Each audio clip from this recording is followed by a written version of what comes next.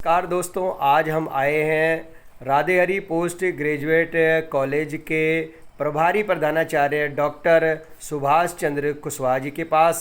नमस्कार सर। नमस्कार नमस्कार। सर, आज दशहरे का पावन पर्व है और इस बारे में हम आपसे पूछना चाहेंगे सर, दशहरे के पावन पर्व पर आप अपने छात्रों को और लोगों को क्या संदेश देना चाहेंगे? मैं आज इस पावन पर्व पर देशवासियों और अपने महाविद्यालय के समस्त कर्मचारियों, प्राध्यापकों और सभी छात्र छात्राओं को मैं हार्दिक बधाई देता हूँ, शुभकामना देता हूँ, ताकि वे लोग अधर्म पर धर्म की विजय के रूप में इस त्यौहार को ग्रहण करने का कष्ट करें, क्योंकि यह जो बुराई पर अच्छाई की जीत का जो प्रतीक है और इसमें हम सभी लोगों को भारतीय संस्कृति के प्रति जो है हमको आगाह करती है कि हमें जो है अपने कर्तव्य का पालन करना चाहिए।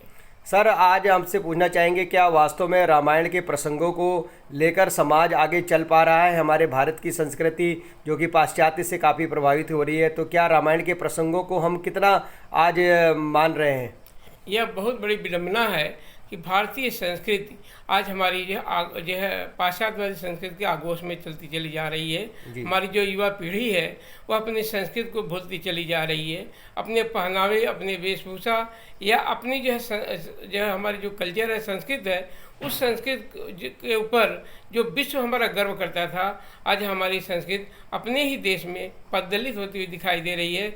और हमारी जो युवा पीढ़ी है, यह युवा पीढ़ी अपनी संस्कृति को जो नकारती चली जा रही है, जबकि वह उसे नहीं मालूम है कि किसी भी व्यक्ति की पहचान उसकी भाषा और संस्कृति से ही होती है। यदि उसकी भाषा नहीं रहेगी, संस्कृति नहीं रहेगी, उसके आदर्श मूल्य नहीं रहेंगे, तो उसकी कोई पहचान या उसका कोई वजूद नहीं रहेगा और वह पुनः केवल रोटी और अपने पेट तक सीमित रह जाएगा और उसे उसकी कोई पहचान समाज में नहीं हो पाएगी। बहुत बढ़िया सर, बहुत बढ़िया। सर, एक प्रश्न और पूछना चाहेंगे, युवा पीढ़ी को सुधारने के लिए या युवा पीढ़ी को आत्ममंथन करने के लिए आप कुछ टिप्स देना चाहेंगे? 16वीं शताब्दी में तुलसीदास जी ने रामचरितमानस की रचना किया। उस रामचरितमानस में उन्होंने आदर्श की स्थापना के लिए इस ग्रंथ महाकाव्य की रचना किया। यह एक अमर काव्य है और उसमें राम को उन्होंने एक आदर्श पुत्र के रूप में, लक्ष्मण को एक आदर्श भाई के रूप में, दशरथ को एक आदर्श पिता के रूप में, सीता को एक आदर्श जो है पत्नी के रूप में, हनुमान को एक आदर्श जो है दास के रूप में रखा गया। यानी उसमें सभी जो पात्र हैं वह आदर्शवादी हैं। जब हमारे भारतीय संस्कृति में आदर्श समाप्त हो चुका था और यथार्थ में हमारी जो संस्कृति पददलित हो चुकी थी, मुगलों के आक्रमण से, हुड़ों या शकों के आक्रमण से सभी ने हमारी भारतीय संस्कृति को नष्ट विनष्ट करना शुरू किया। ऐसे संक्रमण काल में हमें पुनः एक आदर्शवादी संस्कृति की स्थापना करनी थी और उसी आदर्श के लिए रामचरितमानस की रचना की गई। आज वही परिस्थितियाँ हमारे बीच में आ गई हैं। आज हमारे जो चारों तरफ से जहाँ पर हम जो अनेकों धर्म के लोग हमारी संस्कृति को पददलित करने में लगे हुए हैं, पाश्चात्यवादी संस्कृति हमारे संस्कृति को पददलित करने में लगी हुई है। ऐसे संक्रमण काल में हमें पुनः आदर्श की स्थापना करनी है, हमें एक समाज के का निर्माण करना है, हमें अपने भारतीय संस्कृति की तरफ लौटना है, ताकि हम एक नए समाज का निर्माण कर सकें और पुनः हमारी जो संस्कृति है वह विश्व वंदनीय बन सके। यही हम शुभकामना सभी लोगों से करते हैं और हम सभी लोगों को आगे बढ़ना होगा, तभी यह कुछ हो सकता है। केवल कहने से नहीं, बल्कि इसको जीवन में धारण करना पड़ता है।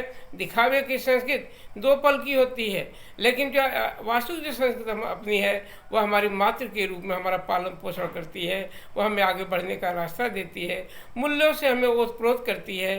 तो हमें यह भारतीय संस्कृति हमें पुनः जब विश्व वंदनीय के रूप में, विश्व संस्कृति के रूप में इसको स्थापित करने की आवश्यकता है। बहुत बहुत धन्यवाद। Thank you sir, thank you very much. गुरुजी, आपसे मैं एक छोटा सा प्रश्न हमारे दिमाग में काफ़ी समय से चल रहा था।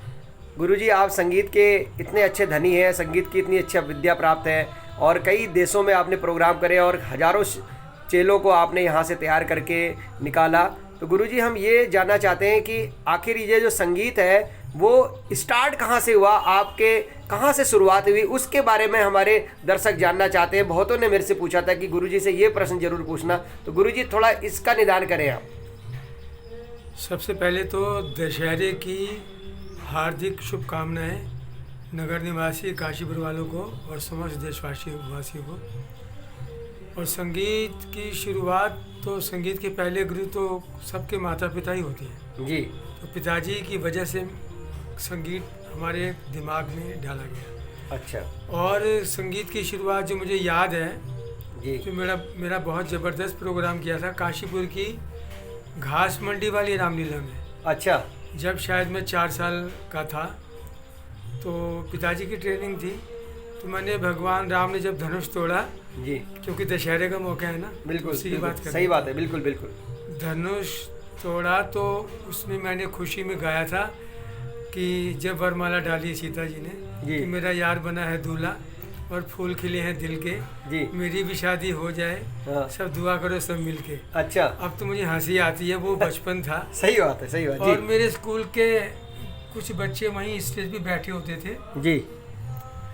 तो फिर जब वो मेरे गले में भगवान राम ने हार डाला, जी। तो वो हार फिर मैं पर्दा छुपने के बाद में उतारने को तैयार नहीं था, वहाँ हंगामा हो गया, सब हंस रहे थे। अच्छा, क्या बात है। और मुझे याद है उस समय मुझे 70 रुपये का पुरस्कार आया था। आए है, क्या बात है। और 70 रुपये इस समय आप लगा लो। जी जी जी, बहुत उस बढ़िया। समय 1.25 रुपये किलो का घी था। जी, सही बात है।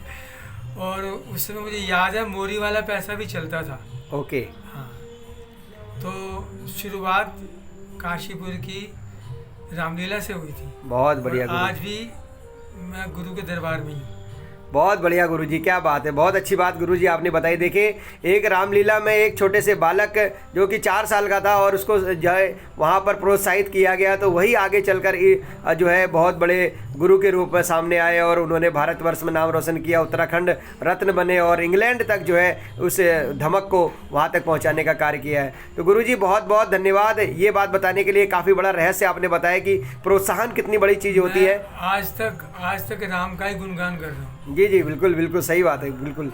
गुरुजी, हम उम्मीद करते हैं कि दशहरे के इस शुभ अवसर पर जो बात आपने कही है वो लोगों के दिलों तक छुएगी और बहुत सारे लोग जो कि बचपन में किसी रामलीला में हो या किसी भी मंच में हो जहाँ पर भी उन्हें प्रोत्साहित किया जाता है, वो उनके दिल पर कितनी बड़ी छाप छोड़ता है, यह बात आपके इस एग्जाम्पल से जो है पूरी तरह से सिद्ध हो जाती है। बहुत बहुत धन्यवाद गुरुजी। बहुत बहुत धन्यवाद। नवीन बिष्ट जी का भी बहुत बहुत धन्यवाद। Thank you sir. समस्त देश और प्रदेशवासियों को मैं शिव सिंह रावत, उत्तराखंड क्रांति दल नैनीताल लोकसभा सीट से लोकसभा प्रत्याशी और कुमाऊं का सह प्रभारी उत्तराखंड क्रांति दल, दशहरा के पावन पर्व की हार्दिक बधाई देता हूं। परंतु जैसा कि हम सब जानते ही हैं, दशहरा पर्व बुराइयों के ऊपर अच्छाई का जीत का प्रतीक के तौर पर मनाते हैं। परंतु वर्तमान में नाम हमारा भले ही देवभूमि है, लेकिन ये देवभूमि हमारे जो युवा हैं वो नशे में डूब करके अपना जीवन बर्बाद कर रहे हैं। तो मैं प्रभु श्री रामचंद्र जी से ये विनती करना चाहूँगा कि मेरे युवाओं को और अभिभावकों से भी ये विनती करना चाहूँगा कि अपने बच्चों पर बराबर नज़र बनाए रखें और उनको इस नशे की आदि से दूर रखें, उनको हमेशा उन पर नज़र रखें ताकि वो कोई नशा आदि न करें और अपना जीवन बर्बाद न करें। संपूर्ण उत्तराखंड वासियों का जीवन खुशहाल हो। उत्तराखंड क्रांति दल यही सब की कामना करता है। जय हिंद, जय उत्तराखंड क्रांति दल। हमारे सामने है यहाँ पर सिवाय फूड्स के विशाल छाबड़ा जी। और छाबड़ा जी, आपका स्वागत है हमारे चैनल पर। सर, ये बताइए कि जो आज दशहरा है और ये ऐतिहासिक अवसर है, इस अवसर पर आप हमारे काशीपुर वासियों के लिए क्या कहना चाहते हैं? काशीपुर वासियों को दशहरे के शुभ अवसर पर हार्दिक शुभकामनाएं देना चाहता हूँ। और यहाँ पे बफे सिस्टम का हमने काम खोला, अनलिमिटेड खाना खिला रहे हैं 109 में। अच्छा, 109 में भरपेट खाना खिला रहे हैं आप। और क्या क्या फैसिलिटी का मौका दें यहाँ पर आए जी? तो बिल्कुल यहाँ taxi stand Patel Nagar road Kashipur का। बहुत बहुत धन्यवाद, बहुत बहुत बढ़िया सर।